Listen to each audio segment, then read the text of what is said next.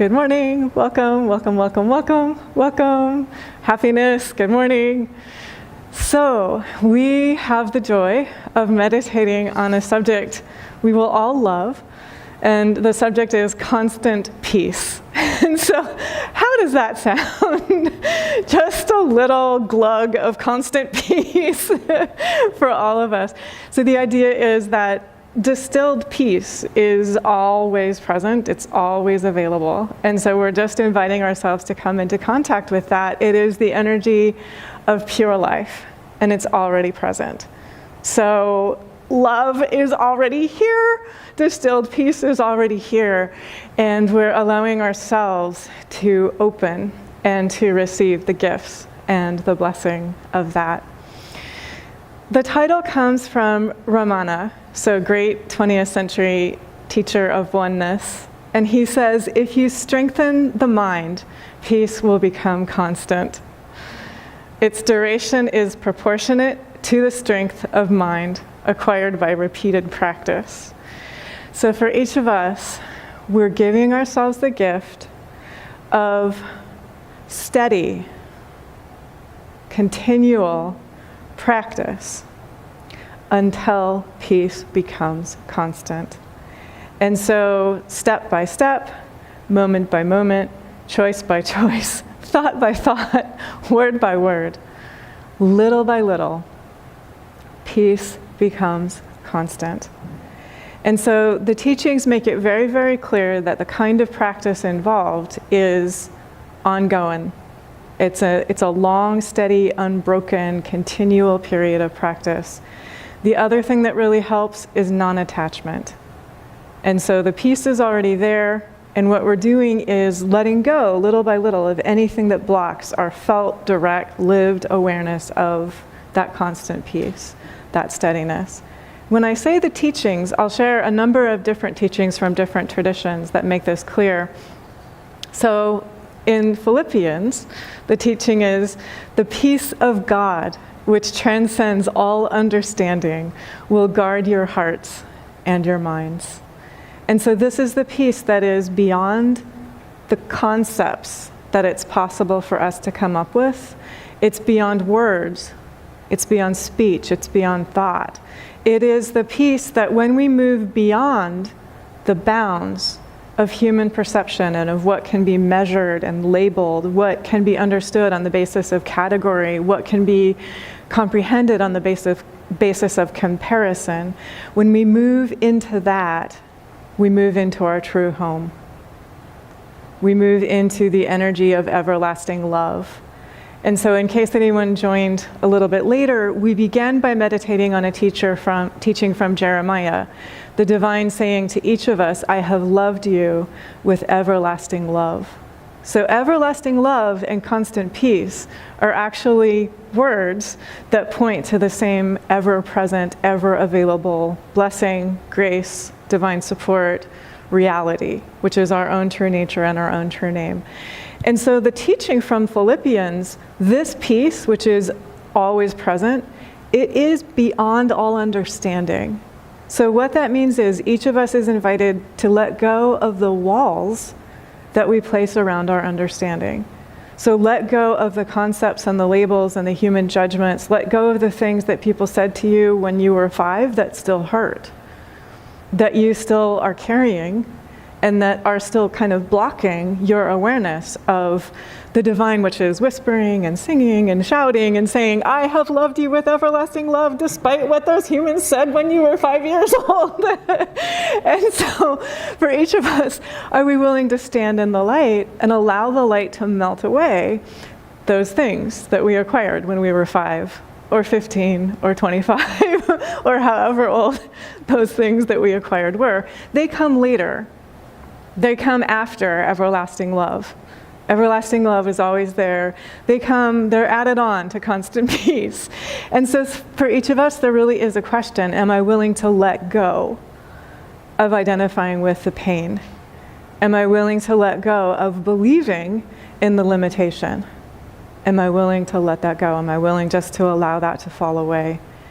And so among the things that we're willing to let go of are the assumptions that we have carried and have held close and have worn around our neck. And there's a story that goes back to the Buddha. The Buddha tells this story of a single dad, and it's a really tender story. So the single dad is raising a 5-year-old boy, loves and adores his 5-year-old boy, has to go traveling. He's away for work. While he's away for work, his entire village burns down. And so he comes back home and he sees the ashes of his village, and he thinks that his boy is there amidst the ashes. And so he grabs a handful of the ashes, he wears it in a little bag around his neck, and he carries this grief, he carries these ashes of his boy around his neck. And unbeknownst to him, his boy is actually alive. And his boy was captured by the people who burned down the village and is growing up with the people who burned down the village. His boy makes his escape and comes back, knocks on the door of his dad and says, "Dad, I'm here. I made it. I'm here." The father answers the door and says, "You're not my child. This is my child, these ashes that I'm wearing around my neck. You're not my son." And the boy tries again to say, "Dad, this is me. I'm here. I'm here. I'm the truth. Feel me. I'm the truth." And his dad says, "This is my son. These ashes that I'm wearing around my neck." And the boy is not able to get through to his father. And so his son leaves and has to raise himself in this world.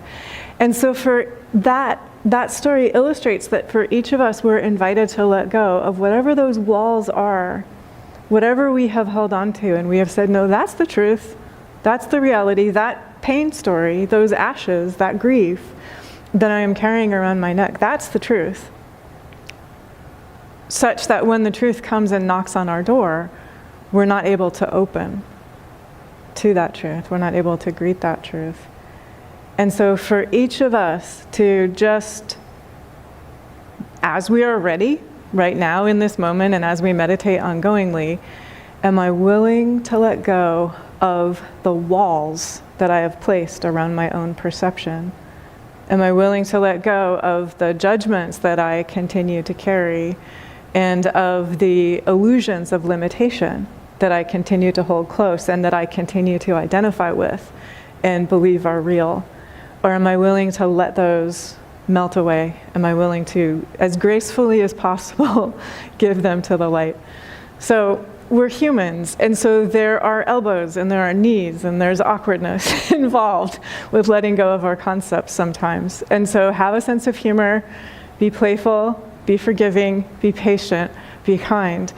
And just always ask yourself, whatever the moment is, whatever the moment contains, whatever your beautiful vehicle is, whatever the condition of your beautiful vehicle, am I using this moment? Am I using this vehicle to create understanding, kindness, and hope for the future?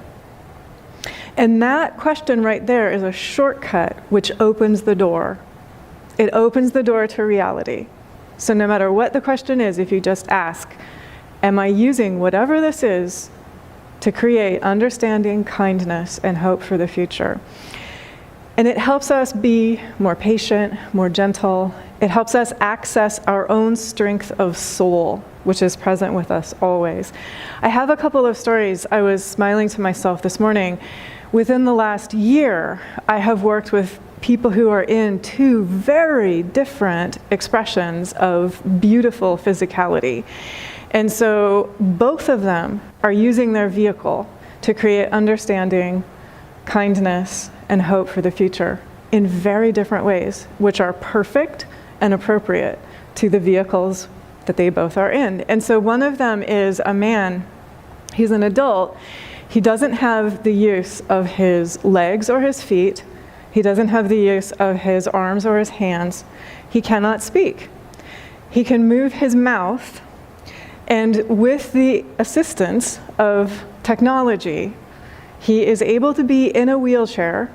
He is hooked up to a computer-assisted device so that he's able to use movements of his mouth to move his wheelchair, and he's able to use movements of his mouth and his mind to speak using computer-assisted technology.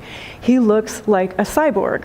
When you first see him, he's connected with these machines, he's connected with these computers, and he makes it part of his mission to talk to school kids who are terrified when they first see him, because he doesn't look like any human they have ever seen. And then the moment that he speaks, they love him because he is understanding, and he is kindness, and he is creating hope for the future. And so by extension, and this is an invitation not just for school kids, but for all of us, to help ourselves look past our hyper focus on what is visible, and to recognize everything that we see is an expression of the one life that flows within all. So everything that we see is of our own kin. It's of our own kind, even if it takes the shape of this seeming cyborg. And to recognize that's my own brother, that's my own sister, that's my own sibling, that's my own self appearing in that particular form. And so very bravely and courageously, with joy and humor, that's what he's doing. He's helping create those pathways of understanding and awareness and hope for the future. And then another person who's using his vehicle to create understanding and kindness and hope for the future is a young man, I'm guessing in early 20s, decorated track and field runner, right? So very different physicality. He is creating running programs for refugee youth, so that refugee youth who have gone through trauma, who have been dislocated, who have experienced a lot of shock and displacement in their life, can feel joy in their bodies and can feel just the natural freedom of movement in their bodies. And so again, perfect for him. He's using his vehicle, he's using what is to create understanding, kindness, and hope for the future. And so for each of us, that question right there, it just short circuits all of the judgments, all of the comparisons, all of the competitiveness that otherwise can arise. And you can just say, how can I use this moment? How can I use this circumstance? How can I use this vehicle to create understanding, kindness, and hope for the future? The answer is going to be different if we're 9, different if we're 29, different if we're 99. And none of these vehicles are better or worse. None of these vehicles are more or less an expression of everlasting love. None of these vehicles are more separate or more connected to constant peace. They are all the totality of everlasting love taking the shape of that vehicle, of that form. And so maybe just for a second, greet your own vehicle. Greet your own body. Greet your own life. Greet your own heart, your own mind. And allow yourself to truly feel this is an expression of the totality of everlasting love pouring itself into time and space. And this is one of the shapes that it takes. So for each of us, in every moment, I may choose to connect with that living, open-hearted reality that I am the energy of everlasting love taking this shape here in this moment. And from that ease, from that peace, from that relief, I can let go of holding myself apart. You all know the pain and the devastation that comes from holding ourselves apart from everlasting love. So I can allow myself to feel my own connectedness, my own belovedness. I can stop rejecting myself and allow myself to feel connected Allow myself to feel what Thich Nhat Hanh says. Meditating with a community is a miracle. And so I can greet everlasting love in myself, and I can greet everlasting love in everyone else who's meditating right now. And I can remember a teaching from Swami Shankarananda. Every one of us is a powerful generator of consciousness. Another way of saying that, every thought I think affects hundreds of people for each of us.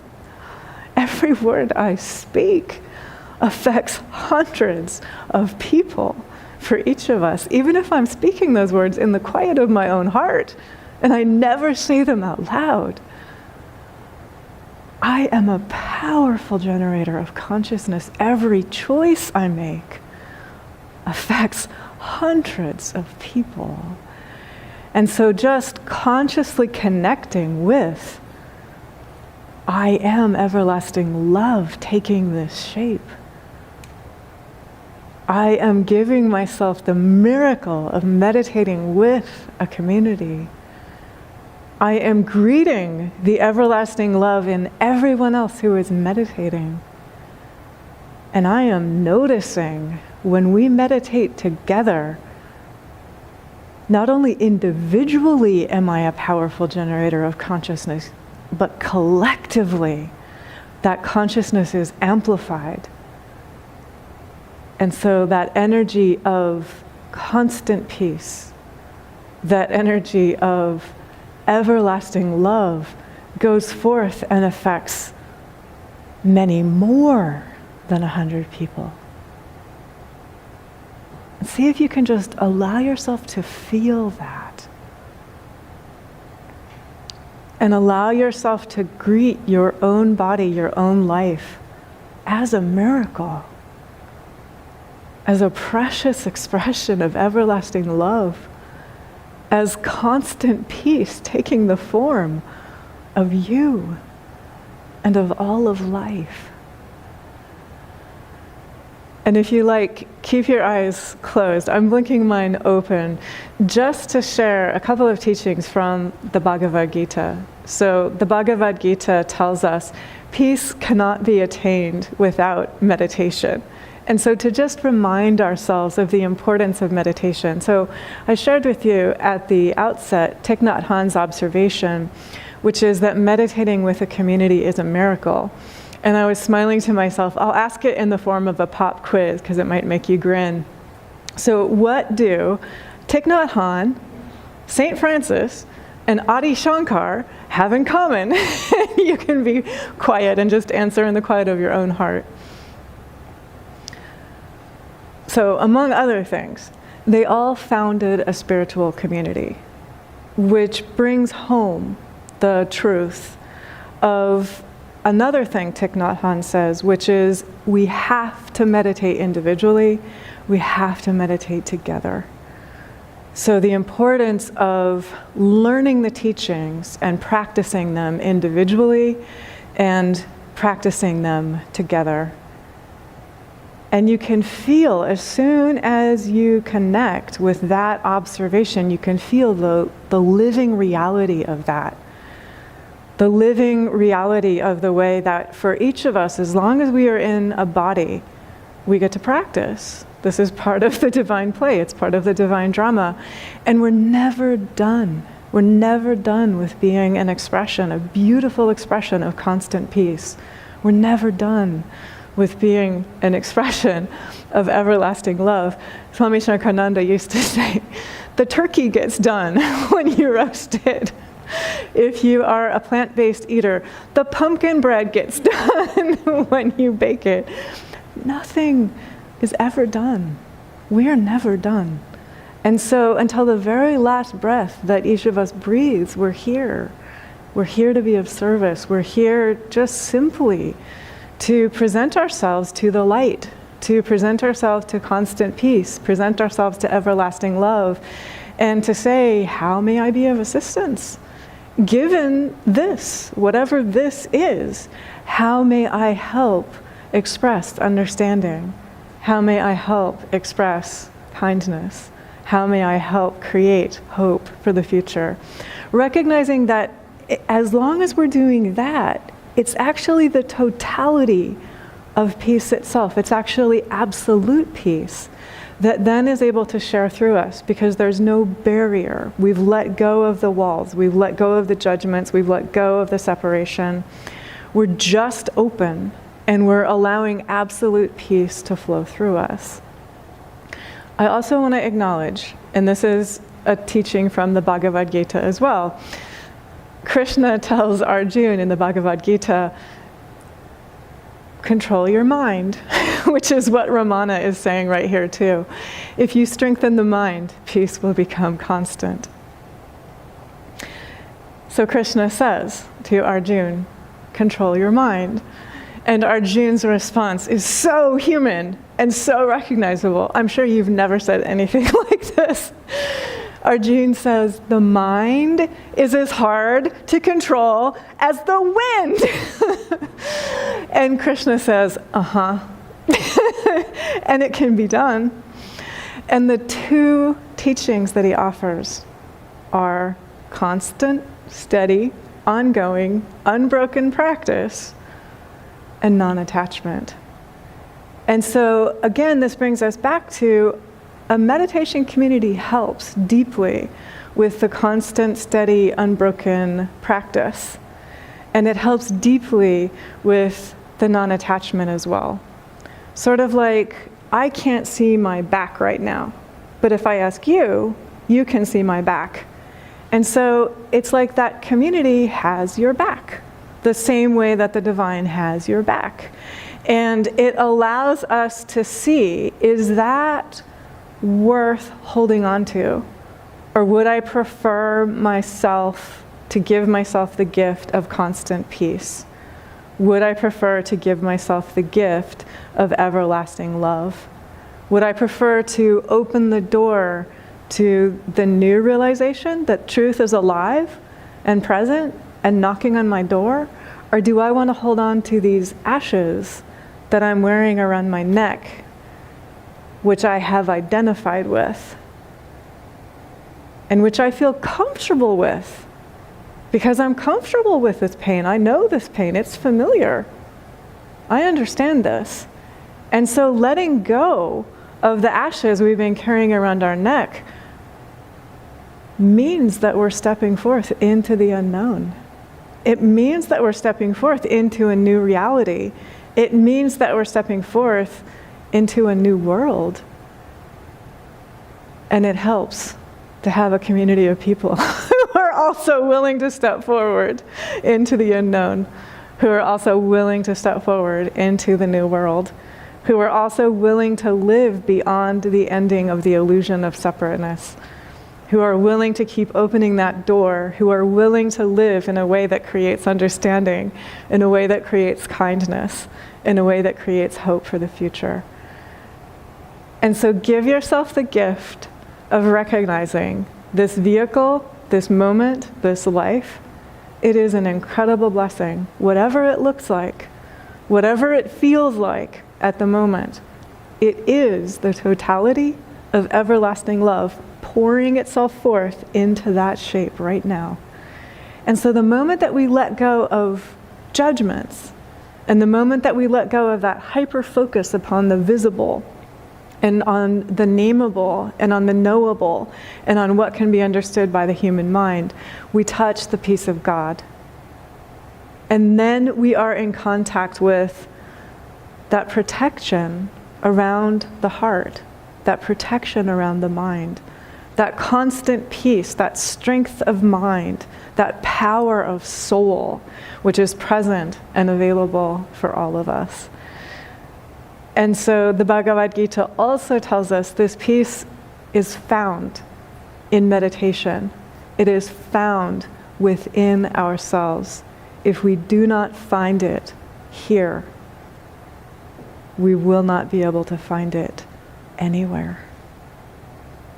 So connect with the peace here, and then you will be able every step every word, every thought, every choice to be walking in the energy of peace into the new, into the unknown, beyond limitation, beyond the human maps that have existed up to this point.